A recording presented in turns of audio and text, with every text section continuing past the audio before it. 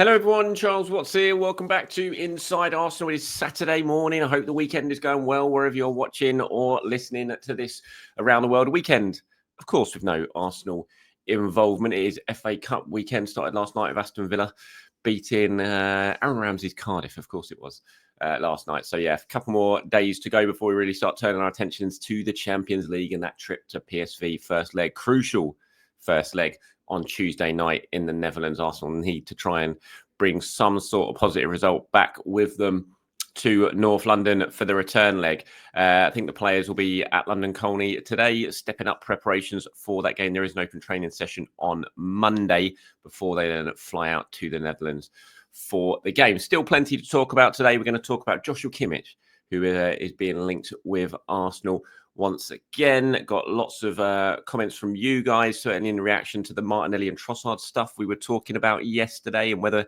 if one of them needs to be sold this summer to help raise some funds, who should it be?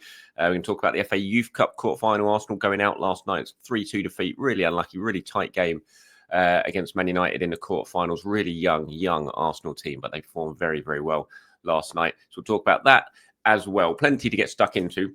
We'll start with Joshua Kimmich. Now, Florian Plettenberg, obviously a big reporter, a transfer reporter over in Germany, works for Sky, reported an exclusive yesterday saying for several days, Arsenal have been one of the clubs with concrete interest in Joshua Kimmich and have held talks. Gunners would like to sign him on a free transfer as a possible replacement for Joshua Kimmich. He goes on to say Kimmich has received 2 official written offers from clubs. Not the first time Arsenal being linked with Joshua Kimmich, of course. We had this last summer as well. We're going to be available on a free transfer if he doesn't sign his new contract. Now, just before this story came out, a couple of days before this story came out, it was revealed that Bayern Munich had withdrawn the contract offer that they had on the table for Kimmich. They wanted him to stay. They put an offer on the table. He hadn't signed it. And the longer that went on, the more frustrated they got. And so they then pulled that contract offer. That's not to say that they don't want to keep Kimmich, but I think there was certainly frustration within the club that he hadn't signed what they thought was a very, very good and lucrative contract offer to stay at the club. Interesting, I think, this one, if Arsenal were to move for Joshua Kimmich. Now, obviously, we know in the summer that they're hoping to bring in Martin Zubamendi from Spain. It's a deal that they've been working very, very hard on to try and secure. It's not done yet. And until it's done with Zubamendi, you know there's always a chance that it's not going to happen. Liverpool found that out fairly recently when they thought they'd got him, and then he decided to stay in Spain. So, but Arsenal are working really hard to bring in Zubamendi. We know that Thomas Partey and Jorginho are likely to leave this summer, both at the end of their contracts. You know, it's not been absolutely confirmed yet, but the likelihood is that both will be allowed to go. And so if you think that's going to happen, then, you know, like for like, 2 replacements really needed in the squad. And if you're bringing in Zubamendi as your kind of Partey type replacement, then Kimmich, you know, ticks the boxes as a Jorginho replacement. You think it's definitely, you know, I love Jorginho. I think he's been a really, really good signing for Arsenal. I think he's still a really useful player. But if you're going to offer me who do you want to play, who have you, you know, your midfield options, you got Kimmich or you've got Jorginho, I think I'd be going for Kimmich all day long. Slightly different profile of player, of course. Kimmich can play right back, as he showed against Arsenal in the Champions League last season, scored the winning goal from right back, of course, in Germany in that game. Can play in different positions in the midfield, offers more of an attacking threat than Jorginho does. Really, you know, clever footballer, really technically gifted footballer, workhorse as well. Now, he is 30. Arsenal don't tend to like to go for players of that sort of age, but they've shown in the past, i.e. with Jorginho and sort of similarly with Leandro Trossard as well, that they would go for that. And I think if you're losing the experience of Partey and Jorginho in the same summer, then bringing in such an experienced player as Kimmich would make a lot of sense. And if you're looking at a midfield possibly set up next season of Zubamendi and then Rice and Kimmich, you know, that's a very, very strong midfield. So yeah, I'd love to get your thoughts on it, on Kimmich. Would this be a sort of signing that you would agree with? Or do you think the money, certainly wages wise, because he would be on big wages, would be better served elsewhere? Let me know in the comments below. When I look at Arsenal's midfield and maybe where they need to improve, I think sort of creativity is definitely up there. Kimmich is a fantastic footballer. Is he like a creative player who will open up opposition teams? I don't know. I wouldn't I wouldn't sort of describe him as that sort of player. Now, Arsenal also want to sign Naipan as well from Rosenborg. They nearly signed him in January. He decided to stay in Norway, but there's a good chance that he might end up coming to Arsenal in the summer as well. So if you say you're bringing in Zubamendi and you're bringing in Kimmich as your sort of experienced go now players, if you add in an 18-year-old Naipan to that mix as well, who's much more of a sort of number 10 attacking number 8 type player, more in the mold of Martin Odegaard, then maybe that's a really good thing, because you've got bringing in experienced players who can come in and do it now, and then you've got Naipan who you can bring into the squad and you can drip feeding him into the team and things like that, and it eases the pressure a little bit on him. So there are options there to improve the sort of more attacking midfield players. I think we've all looked at the signing of Marino, didn't we, as a left 8. I know why Mikel Arteta wanted him. You look at his attributes, he's a classic Mikel Arteta player. I think if you asked most of us as fans, what sort of number 8, left 8 would you want in terms of a profile, we'd have probably gone for a different profile, would we? I imagine we'd have or the majority of us would have gone for a more attacking, playmaker, goal scoring type profile than a more sort of technically, I don't know, a Rosicky Cazorla type player than another big dual monster, powerful, physical guy like Marino. But we know what the sort of midfielders that Arteta likes to favour. And, Kimmich isn't this big, powerful midfielder like Marino is. But he is a very technically gifted player. I think he'd add a lot. The fact that he's 30, people have been sort of saying, oh, is that the right sort of age for us? Jorginho's been a great signing. And this is a free transfer as well. Yes, you pay a lot of wages, but it is a free signing as well, or would be. And I do think Jorginho has been a really fantastic addition for Arsenal, and is absolutely, that we've had some shockers from Chelsea in the past, but Jorginho is absolutely not one of them. He's been a good signing, and he came in at a similar age. So I'd be for it. I would. It's like you can't really turn your nose up at someone like Joshua Kimmich. He's still got an awful lot to give. He's all top quality player. He's proven that with Bayern Munich. My initial thoughts with this, though, and this is clearly come. This isn't sort of leaked out from Arsenal. Looking at where this is being reported, this has clearly come from either Munich or the players' side. And my initial thought was like, and it happens a lot with Bayern Munich players. Stuff like this happens, especially when they're after new contracts and things like that, that they tend to end up staying at Bayern. I mean, we've seen it with Alphonso Davies for a long, long time. It looked a done deal that he was going to Madrid. But yet he ends up staying. When it all comes to it, the push and shove, it comes down to it. He ends up staying with Bayern Munich. We've seen it with other, even Musiala as well, who signed a new contract when it looked like for a long time he was going to potentially let that contract run down. So when I'm looking at this, I still think, I bet you he ends up signing a new deal. This is all part of the sort of bargaining tactic, maybe using Arsenal's name to get himself a new deal. So we'll see how it unfolds over the next few months. Obviously, we've still got 2.5 months of the season to go. It's a bit early to really be talking too seriously about transfers and what's going to happen in the summer, but it's an interesting one. It's one to keep an eye on. It's certainly a big name. It's one that will definitely improve the squad and add to the squad. So let's see what it happens. But as I said, leave me your thoughts on it in the comments below. Moving on to last night, then Arsenal going out the FA Youth Cup. Good crowd at the Emirates. I'm sure a lot of you watched it online as well, like I did. 3-2 going out. It was a really sort of topsy-turvy game. United taking a deserved lead in that first half. Arsenal equalising through Louis Copley. Really nice finish from him, making it 1-1. Then second half, Arsenal start well. They get themselves in front. Brilliant play from Max Dowman to win the penalty in the first place. Driving run from deep inside his own half.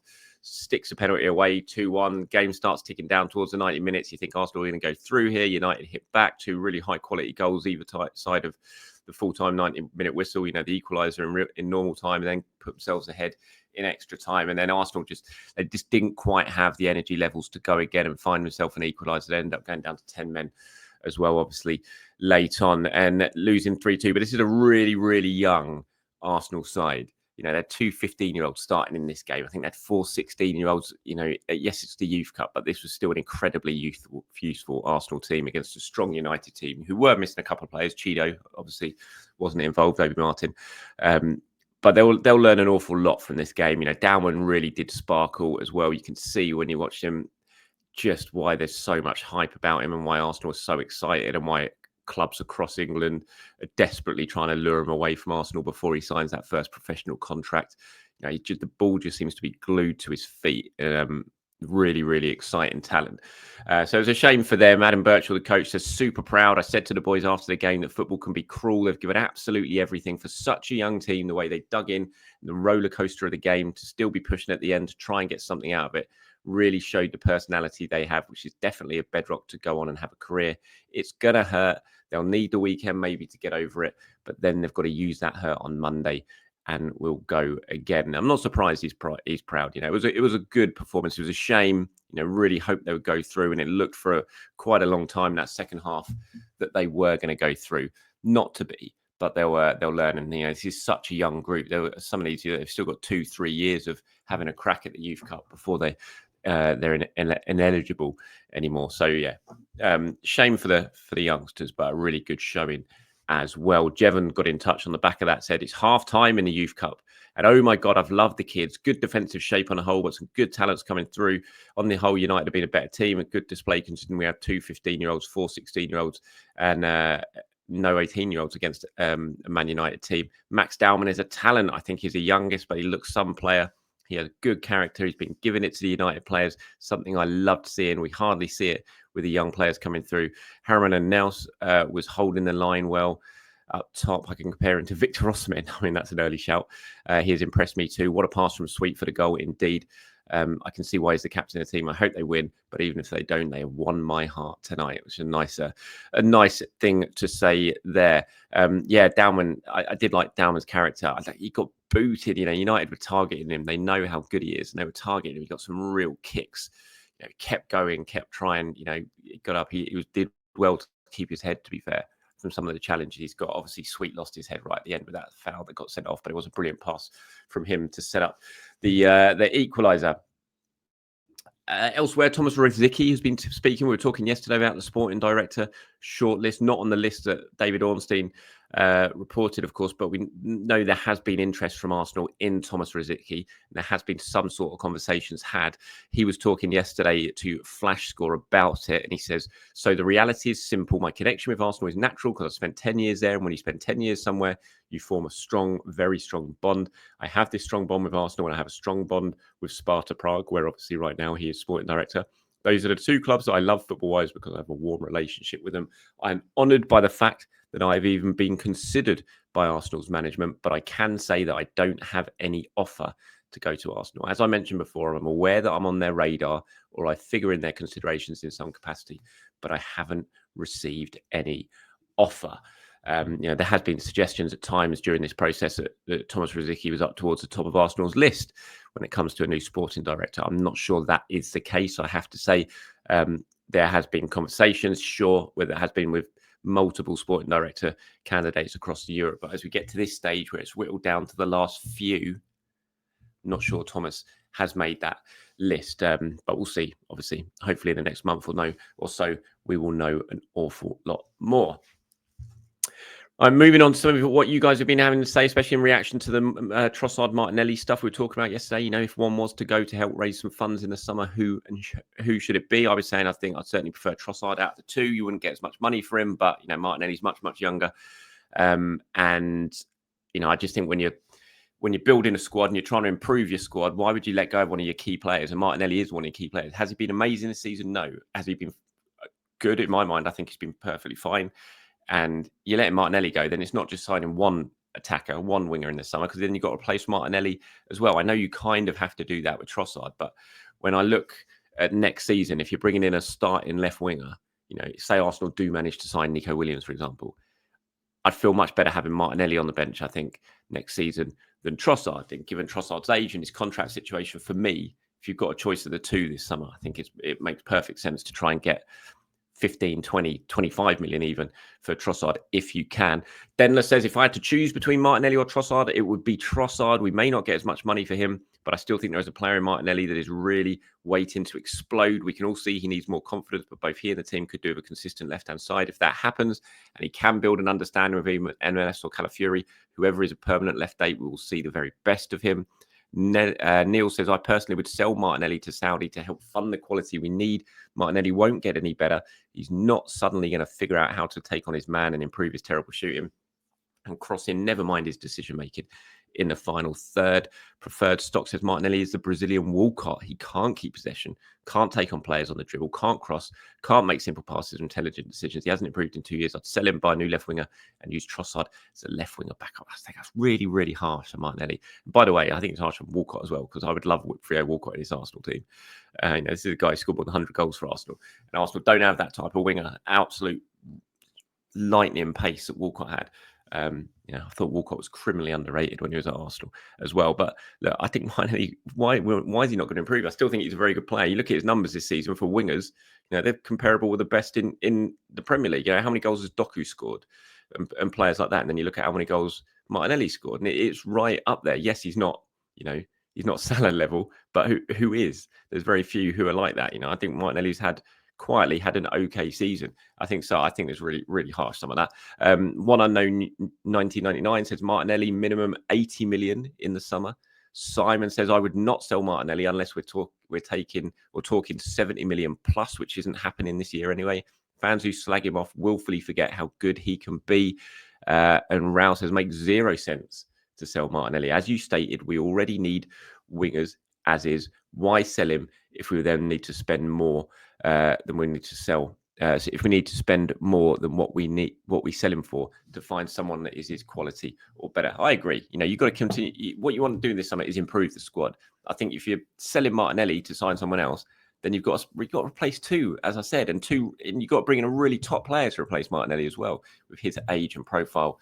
And people saying he can't improve, I absolutely don't believe that too. I think he absolutely can improve. So by all means, go out, get yourself a better left winger, a really starting spot, because I think that left side of the attack is definitely an area Arsenal can improve and become stronger. But I don't think that means the end of Martinelli by any means. I still think he's got a big part to play. And if you suddenly got Martinelli to come off the bench or Martinelli to rotate with a Nico Williams in this sort of, I'm just dreaming there. I'm not saying that's going to happen. But if it does, if you've got Martinelli or Williams sharing that left-hand side and being able to rotate, it's fantastic options for a manager to have for me. And as much as I love Leo Trossard, and he's been a fantastic signing, I think, for the money Arsenal paid for him, given his age and his contract situation, for me, it makes much more sense to cash in on him if you can get some sort of decent money for him from Saudi Arabia. And that's it from me this morning. Thank you very much for watching and for listening. Appreciate it. As always, do have a very good start to your weekend, wherever you are around the world. I'll be back tomorrow to do it all over again. Anything you want me to discuss in that show, let me know in the comments below, whether it be PSV, who should start, who shouldn't start, transfers, anything like that you want me to talk about. Let me know in the comments below and I'll pull some of them together and get them included. Have a great day, everyone. Speak to you soon. Bye-bye.